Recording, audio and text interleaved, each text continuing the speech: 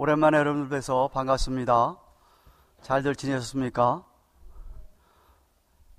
반갑지 않은 모양이네요. 사람들은 대부분 남의 간섭을 받기를 싫어합니다.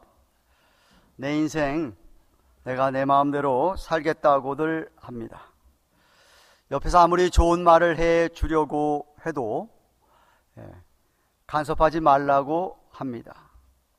잔소리로 알아듣는 사람들이 많습니다. 또 어떤 기사를 보니까 싸움을 말리려 하는데 왜 간섭하느냐고 오히려 싸우던 두 사람이 말리던 사람을 쳐서 죽였다는 이야기도 들었습니다.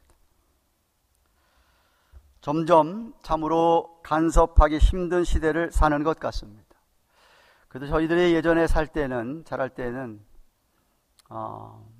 나이가 좀 드신 어르신들이면 속의 마음은 어떻든 간에 어르신이 이야기하면 그저 순종하는 자세로 고개를 숙이곤 했습니다. 선생님이 뭐라고 얘기하면 그래도 그렇게 듣는 척이라도 했던 저희들인데 요즘은 그렇지 않다고 합니다. 어른이 말을 해도 선생님이 얘기를 해도 당신이 뭔데 얘기하는 식으로 반말하는 젊은이들이 많다고 합니다.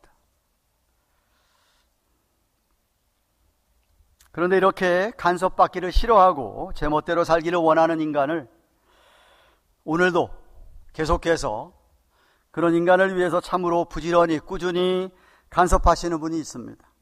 바로 우리 하나님이십니다. 인간을 사랑하셔서 그렇죠. 간섭받기 싫어하는 인간은 끊임없이 하나님 앞에 대들고 반항하고 거역하지만 그래도 포기하지 아니하시고 계속하여 간섭하고 계시는 것입니다. 아마도 여러분 가운데서도 그렇게 끈질기게 하나님께서 간섭하셔서 결국 하나님에게 항복을 하고 믿게 된 분들이 있을 것입니다. 성경에는 이러한 하나님의 간섭을 잘 받음으로 말미암아 그것도 믿음으로 받아서 복을 받은 사람들이 많이 등장합니다. 그 대표적인 사람이 오늘 저와 여러분들 읽은 바로 아브라함이라고 하는 사람입니다. 신약 성경은 아브라함은 모든 믿는 자들의 조상이다. 유대인이건 이방인이건 어떤 민족이건 간에 믿음이 있는 사람들은 다 아브라함의 후손이라고 합니다. 갈라디아서 3장 7절에 그런즉 믿음으로 말미암은 자들은 아브라함의 아들인 줄 알지어다. 이 아들이란 말은 후손이다 하는 뜻입니다. 왜냐하면 믿음으로 하나님의 간섭을 잘 받기 때문에 그렇습니다. 우선 그의 하나님의 간섭하심으로 믿음으로 순종하여서 아브라함은 고향을 기꺼이 떠났다고 성경은 이야기합니다. 8절 말씀 다시 보십시오.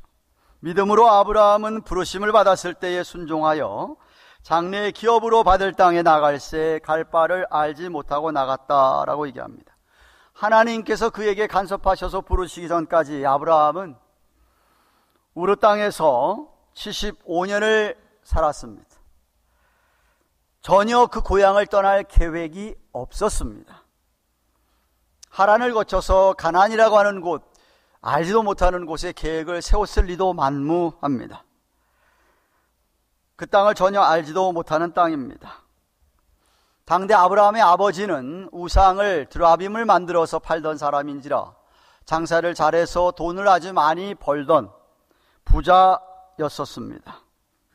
자기가 평생 75년을 잘 살아온 땅, 그 땅은 더군다나 4대 문명의 발상지라고 할 수 있는 곳이었기 때문에 문명이 발달해 살기 좋은 그 땅에 많은 이웃과 친구들과 가족을 버리고 75세에 누가 이민을 하려고 하겠습니까?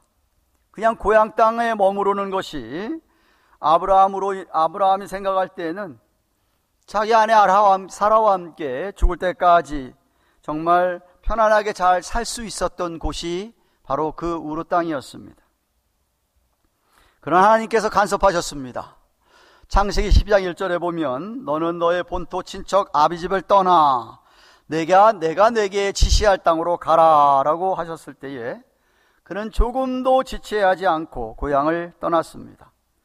쉽지 않은 결정이고 행동으로 옮기기 어려운 일이었습니다. 만약 그가 어디로 가는지를 안다고 한다면 보다 쉽겠지만, 저와 여러분이 많은 분들이 미국에 이민 올 때에는 그래도 미국이라는 곳을 알기 때문에 미국이 한국보다는 더 살기 좋은 나라, 열심히 하면 노력하면 노력의 대가가 있는 나라라고 하는 선진국 중에 선진국이라는 것을 잘 알기 때문에 이민을 왔지 않았습니까? 아브라함은 자기 땅이 훨씬 좋은 땅입니다. 오늘날로 이야기하면 누가 미국에 살다가 이 좋은 거 잘 살다가 저 어디 아프리카 같은 데 이민을 가라고 하나님이 하면 가겠습니까? 근데 아브라함은 그랬다는 이야기입니다. 자기가 너무나도 좋은 곳에 잘 살고 있는 75년을 살던 땅을 하나님이 간섭하셔서 부르니까 조금도 지체하지 않고 전혀 모르는 땅, 더 열악한 땅이지만 떠났습니다. 그것을 성경이 믿음이라고 이야기합니다. 물론 하나님이 그에게 나타나셨죠. 나타나셨습니다. 창세기 12장 7절에. 그리고 하나님 분명히 말씀하셨습니다. 간섭하신 것이죠. 예. 그리고 하신 말씀에 약속이 있었습니다. 창세기 12장 2절 3절에 보면 아브라함에게 하나님이 이렇게 약속하셨습니다. 내가 너로 큰 민족을 이루고 내게 복을 주어 내 이름을 창대케 하리니 너는 복의 근원이 될지라. 너를 축복하는 자에게는 내가 복을 내리고 너를 저주하는 자에게는 내가 저주하리니 땅의 모든 족속이 너를 인하여 복을 얻을 것이니라 라는 언약의 말씀을 믿었기 때문에, 신뢰했기 때문에 그는 떠났습니다. 여러분, 신앙생활은 하나님을 이렇게 믿는 사람은 하나님의 그 어떤 간섭도 기쁘게 받아들입니다. 내 생각을 내려놓습니다.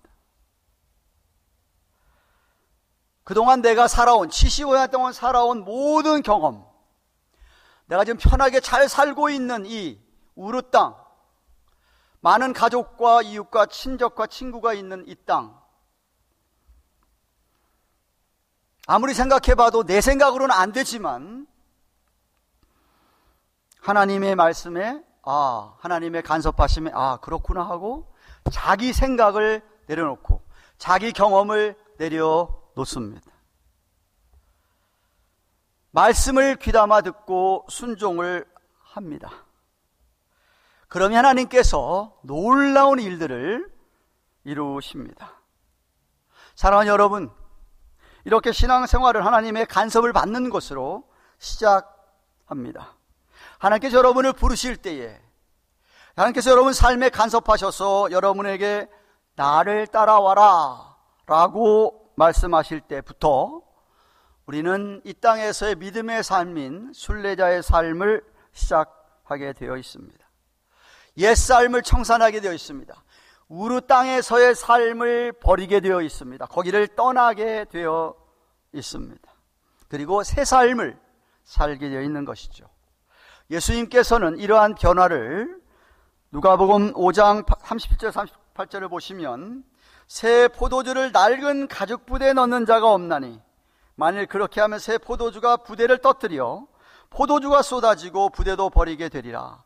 새 포도주는 새 부대에 넣어야 할 것이니라. 새 포도주를 헌 부대에 넣으면 새 포도주가 다 쏟아지게 된다. 바울은 고린도후서 5장 17절에 그런즉 누구든지 그리스도 안에 있으면 새로운 피조물이다. 이전 것은 지나갔으니 보라 새 것이 되었도다 라고 하였고, 에베소 교회를 향하여서 에베소 4장 22절 23절에서는 너희는 유혹의 욕심을 따라 썩어져가는 구습을 좇는 옛사람을 벗어 버리고 오직 심령으로 새롭게 되어라고 한 것처럼 믿기 전에의 불신앙, 믿기 전에의 무신론적인 그리고 이 이교도적인 그런 모든 사고방식과 가치관을 떠나게 버리게 되어 있습니다. 그리고 철저하게 하나님의 간섭을 받고 눈에 보이지 아니하는 영원한 것들을 추구하며 살아가는 것입니다. 새 땅, 우르를 떠나서 가나안 땅에 도착했을 때에는 새로운 삶의 방식이 필요한 것이었습니다. 옛것을 다 포기하는 게 쉽지 않지만 그렇게 하지 않으면 새로운 삶을 시작할 수가 없는 것입니다. 우리 믿는 사람들은 이 세상에 있는 것을 추구하는 것이 아니라 우리는 하나님 나라를 추구하는 자들입니다. 그리고 약속의 말씀을 붙들고 앞을 향하여 나아가야만 합니다. 하나님께서 우리의 이런 모습을 아주 기뻐하십니다. 그리하여서 우리 앞에 삶에 놓인 어떤 장애물도 어떤 문제도 하나님께서 그때그때 간섭하셔서 해결해 주실 것입니다. 그리고 이 아브라함은 미래의 소망까지 바라보고 하나님의 간섭하심을 따라서 잘 인내했던 사람이었습니다. 9절 10절 말씀 보십시오. 믿음으로 저가 외방에 있는 것 같이 약속하신 땅에 우거하여 동일한 약속을 유업으로 함께 받은 이삭과 야곱으로 더불어 장막에 거하였으니 이는 하나님의 경영하시고 지으실 터가 있는 성을 바랐음이라고 합니다. 이 말씀에 보면 아브라함은 3대째 이삭과 야곱 3대를 거쳐서 온 가족이 하나님께 동일한 약속을 받아 동일한 약속의 유업을 받아서 신앙생활을 했던 것이었습니다. 아무리 가나안 땅에 약속의 땅에 도착했지만 그 땅이 자기네들의 종착점은 아닌 것을 알았습니다. 뭐라고 얘기합니까? 하나님의 경영하시고 지실 터가 있는 성을, 그 성을 바랬다. 히브리서 기자는 그 성이 바로 히브리서 11장 전체의 문맥에 의하면 천성이라는 겁니다. 하늘나라를 가리키는 것이었습니다. 이 땅은 영원히 우리가 살 곳이 아니라는 것을 아브라함도 알았다는 것이죠. 정말 소중하고 정말 귀한 곳은 바로 천성이다. 저 하나님 나라라. 그래서 그 나라를 소망하고 그 나라를 기다렸다라고 하는 것이었습니다. 비록 그가 이 세상에 살면서는 그 하나님의 약속이 성취되는 것을 목격하지를 못했지만 눈앞에 새하늘과 새 땅이 펼쳐지면서 천성이 임하는 것을 못 보았지만 자신이 살아있을 때 이루어지지 않으면 나중에 반드시 이루어질 것을 믿고 그는 소망하였습니다. 이 땅이 전부가 아니고 눈에 보이지 않는 하나님의 성을 믿고 바랐던 것이었어요. 그래서 바울이 이렇게 표현합니다. 골로새서 3장 1절 2절 그러므로 너희가 그리스도와 함께 다시 살리심을 받았으면 중생했으면 위의 것을 찾으라. 위의 것을 찾으라. 거기는 그리스도께서 하나님 우편에 앉아 계시느니라. 그래서 위의 것을 생각하고 이 땅의 것을 생각하지 말라라고 한 것입니다. 그래서 이 위의 것, 하늘나라에 소망이 있는 자들은 이 땅을 살아가면서 하나님의 간섭하심을 잘 참아냅니다. 왜냐하면 하나님의 간섭하심이 늘 좋은 것만 있는 게 아니라 늘 힘든 삶도 우리에게 있기 때문에 그렇습니다. 그런데 소망이 있는 사람은 이 세상에 좀 힘들어도 그 고생이 그렇게 많이 힘들지 않습니다. 천국 소망이 분명하면 고생하는 것이 길게 느껴져도 잘 참아낼 수 있다 이 말입니다. 우리에게 새하늘과 새 땅에 대한 소망이 분명하면 우리가 이 땅을 살아가면서 무슨 일을 만나도 이 세상의 순례의 길을 잘 걸어갈 수가 있습니다. 잘 기다릴 수 있다 이 말이죠. 소망이 있기 때문에 그렇습니다. 사실 우리들에게 예수님께 다시 오신다라고 하는 이 재림의 소망이 분명하다면 우리가 이 땅에서 얼마든지 어렵고 힘든 일을 만나도 잘 참고 기다릴 수가 있습니다. 사랑하는 가든교회 교우 여러분, 하나님의 간섭을 잘 받았던 아브라함의 결국, 아브라함의 삶이 어떠했습니까? 그는 정말 하나님의 약속대로 큰 민족을 그 후손들이 이루고 아브라함이 복의 근원이 되었고 정말 믿음의 조상이 되어서 오늘날까지도 믿음의 조상하면 아브라함이라고 하는 그런 칭호를 얻었습니다. 이것이 바로 하나님의 간섭함을 받은, 하나님의 인도함을 잘 받은 결과, 그 대가입니다. 로마서 8장 14절은 무릇 하나님의 영으로 인도함을 받는 그들은 곧 하나님의 아들이라고 하였고, 바로 그 15절에 성령을 우리가 받았기 때문에 하나님을 아버지라고 부른다라고 하였습니다. 아들로서 하나님 아버지를 그렇게 믿기 때문에, 하나님을 그렇게 사랑하기 때문에 하나님의 어떠한 간섭하심도 잘 받아들인다, 하나님의 인도를 잘 받는다라는 말입니다. 요셉은 어땠습니까? 요셉도 마찬가지였습니다. 아버지 야곱의 장막에서 참으로 귀여운 아들로 아버지의 온 사랑을 잘 받고 있었습니다. 얼마든지 잘 그 야곱 아래에서 그 장막에 잘 살 수 있었는데, 하나님께서 그에게 간섭하셔서 어린 그에게 비전을 보여주셨습니다. 꿈을 꾸게 하셨습니다. 이 꿈을 형제들과 나누다 보니까 형제들이 질투하여서 결국 요셉을 팔아 넘기죠. 아니, 사실은 죽이려고 했었죠. 하다가 장남의 만류로 그냥 구덩이에만 넣어놨습니다. 지나가다 애굽 사람들이 이것을 보고 그를 꺼내서 데려갔으며, 그래서 결국 애굽에 팔려가게 되지 않았습니까? 그런데 그가 애굽에 팔려가서 하나님이 그에게 어떻게 간섭하셨습니까? 정말 기가 막히게 17년 동안을 간섭하셨는데, 그 간섭을 그가 잘 참고 견디며 여러 가지 어려움이 있었지만 잘 받았기 때문에 그는 나중에 그 애굽의 국무총리가 되고 야곱을 비롯한 자기 가족을 살리는 데 일조를 하지 아니하였습니까? 구하였지 않습니까? 모세는 어땠습니까? 애굽 바로 왕의 왕자로, 그렇잖아요? 얼마든지 왕국에 잘 살 수 있었습니다. 그러나 그가 40세 되던 때에 하나님께서 그에게 간섭하셨지요. 자신이 히브리인이라는 것을 깨닫게 하시고, 히브리 동족이 그렇게 애굽 사람에게 해를 당하는 것을 보고 결국은 애굽 군인을 쳐 죽이는 바람에 그는 거기서 도망 나오게 되지 않습니까? 쫓겨나게 되지 않습니까? 하나님께서 그의 삶을 간섭하신 것이었어요. 비록 어려움이 많았지만 모세도 결국 자기 민족을 이끌고 430년 동안에 애굽의 포로 생활하던 그 민족을 이끌고 포로 생활에서 자유하게 하는 하나님의 귀한 도구로 쓰임을 받게 되지 않았습니까? 사도 바울도 당시 최고의 명문 전통인 가말리엘 문화의 수석 제자로 인정을 받는 사람이었습니다. 그의 혈통은 또한 사울 왕족인 베냐민 지파 사람이었습니다. 그래서 그는 정말 별 어려움이 없이 잘 나가는 사람, 그런 인생을 살 수 있는 그런 사람이었습니다. 비록 로마의 통치를 하지만 그 로마 시민권을 갖고 있던 사람이었기 때문에 얼마든지 그는 권세를 누리면서 정말 그렇게 잘 나갈 수 있었습니다만, 그의 하나님께서 간섭하셨습니다. 부활하신 주님께서 나타나셨죠. 음성을 들려주셨습니다. 야, 사울아, 사울아, 네가 왜 이렇게 나를 핍박하느냐.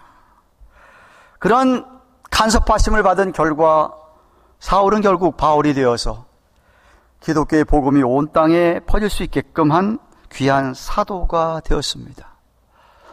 물론 그도 온갖 어려움을 다 겪었습니다. 고린도후서에 보면 그가 겪은 어려움은 정말 말로 다 할 수 없습니다만, 오늘날까지 바울 성경의 16권 정도를 쓰게 한 귀한 사도가 되지 않았습니까? 하나님의 간섭하심을 잘 받는 사람들. 사랑하는 여러분, 교회는 하나님을 믿는, 예수 그리스도의 십자가와 부활을 믿는 사람들의 공동체입니다.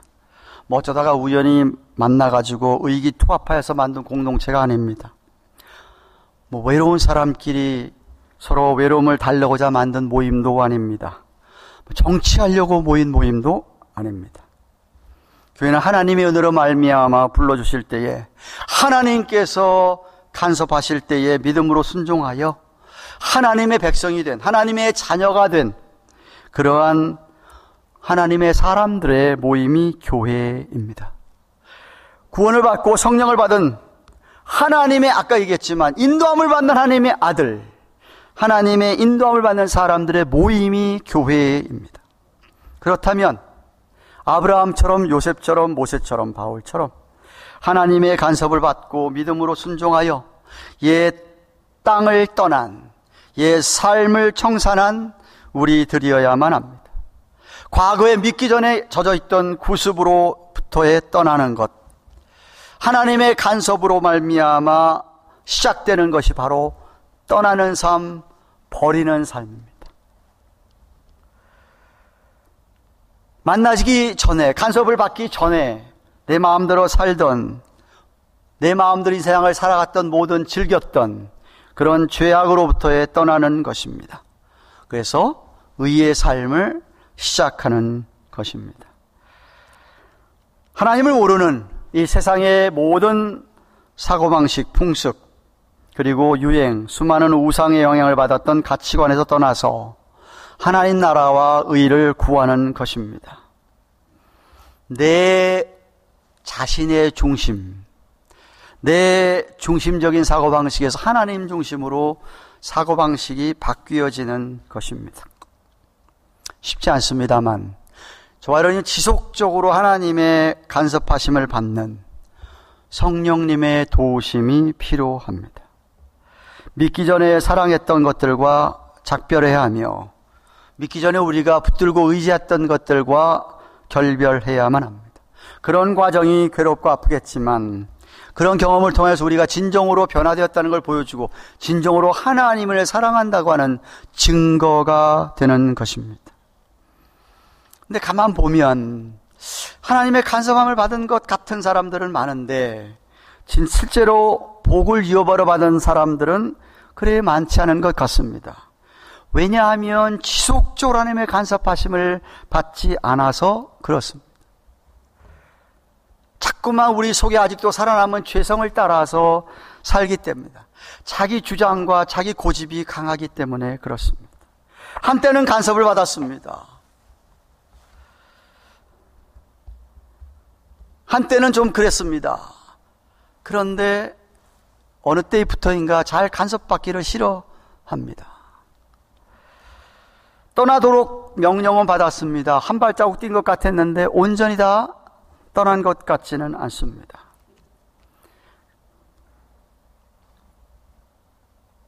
우리 하나님은 인격적인 하나님입니다. 여러분은 억지로 끌고 가가지고 이렇게 먹이는 분이 아닙니다. 여러분을 설득합니다. 말씀으로 설득합니다. 성령으로 여러분에게 깨우침을 줍니다. 그래서 여러분께서 그 깨우침과 설득을 당하는, 인격적으로 당하여서 거기서 순종의 방향으로 돌려지는 것입니다. 믿음으로.